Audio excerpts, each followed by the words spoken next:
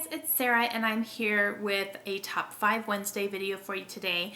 Top 5 Wednesday is a video series that was created by Lainey at Ginger Reads Lainey, and I will include a link to her channel as well as the Goodreads group if you guys want to check them both out. So every week a new topic is discussed and you just kind of pick your top 5 either favorites or not so favorites from whatever it is that we're discussing this week. So this week we are talking about our top 5 favorite retellings. So this can be fairy tale retellings, they can be myths, they can be something famous that happened that, you know, is kind of told in a different way. So yes, I have 5. They're not in any particular order, so I'm just gonna go ahead and talk about them. Okay, the first one I'm going to talk about is A Court of Thorns and Roses by Sarah J. Maas. This book came out earlier this year, and this is a retelling of Beauty and the Beast, and I really enjoyed it. I think I gave it 3 stars. There was some of the storyline that was pretty unrealistic to me, even though it's a fantasy novel. But basically, this follows a young girl who kills a fairy. And the punishment for killing a fairy is that you either are killed by a fairy yourself, so a life for a life, or you have to go and live in the fairy kingdom for the rest of your life. And so that happens, and she ends up going to live with this fairy. He is kind of the ruler of the kingdom, and he is very rough around the edges. So they do not get along. And it was a very loose retelling, but at the same time, I could definitely pick the aspects of the Beauty and the Beast story. You know, she has to go live with him as a punishment, which is, you know, what happens in Beauty and the Beast.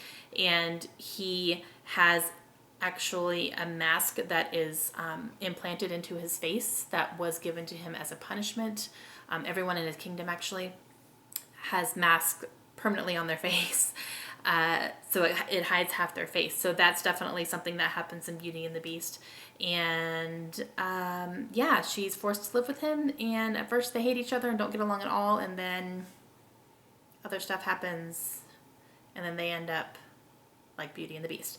So like I said, I enjoyed it. I gave it 3 stars just because, you know, a couple things here and there I was like, I don't know about that. But overall, I really liked it. This is actually going to be a series of books. Each one is going to follow a different type of fairy tale storyline, but still tie in with the first one, if that makes any sense. So yeah, I'm excited to read the rest of them though. All right, so the second book I'm going to talk about is called Lamb. This is written by Christopher Moore, and this follows, this is called Lamb, the Gospel According to Biff, Jesus' younger brother. And it's really funny, you guys. It's very satire. It's Christopher Moore. If you have ever read Christopher Moore, all his stuff is very, you know, it's funny. And I don't know, I really liked it. It talks about, you know, all the stories in the Bible and then kind of a different spin on it. Like, yeah, that really happened. Or it didn't really happen this way and things like that. But I am a Christian, so I didn't take it literally, obviously. It didn't like anger me or anything. I do have a sense of humor. It was hilarious.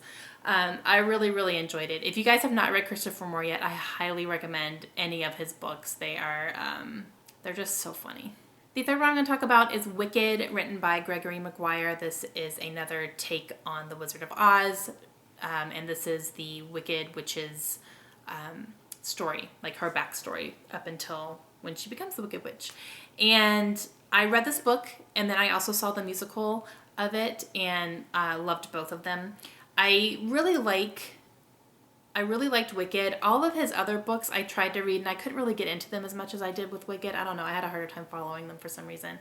But yeah, I really, really enjoyed it. It was cool to see a different side of the Wicked Witch of the West and see like how someone else could interpret her backstory. So I really liked it a lot. All right, so this next one I'm going to talk about is Angels and Demons, written by Dan Brown. And this is a book, this is the first book in the Da Vinci Code series, which is, the protagonist is Robert Langdon. There were movies made about these, and these books follow kind of a myth in Rome, and kind of following clues about the Illuminati. And I don't know much about the Illuminati or the myth behind them, if it was actually real or if it was just, it's still kind of conspiracy. There's still like conspiracy theories behind that whole group and if they even existed. So I don't know a ton about all that. I think it'd be kind of cool to find out more about that. But these book series is one of my favorite series of all time. I love it so much. These books are action-packed. You follow Robert Langdon trying to almost go like on a scavenger hunt almost throughout Rome, trying to find these clues that are going to lead to murders and, you know, things like that, and kind of evolving around basic principles of the Illuminati and like possibly that they are active. So really enjoy these books. This one's my favorite in the series. It's also the first one. But yeah, these books are really, really good. And the last one I'm going to talk about is a book that I actually received from the author and wrote a review for it, and it's called Draculas. This was written by J.E. Conrath and Blake Crouch. It was got a collaboration. And, ooh, good. It was a shorter book, but basically this follows Dracula type vampires type thing. But it's set only in a hospital, and this kind of virus breaks out in a hospital, and then you see these things attacking people, and they're crazy and they're scary and they're vampires and blah, and yeah, blah. So very graphic but very good as well. I really enjoyed it. It was a quick read for me. So it was kind of a modern spin on vampires. Okay guys, that's it for me. Those are my top 5 retellings. Let me know down below what some of your favorite retellings are, and I can look into checking them out. Alright, I hope you guys have a great day. I'll see you again soon. Bye!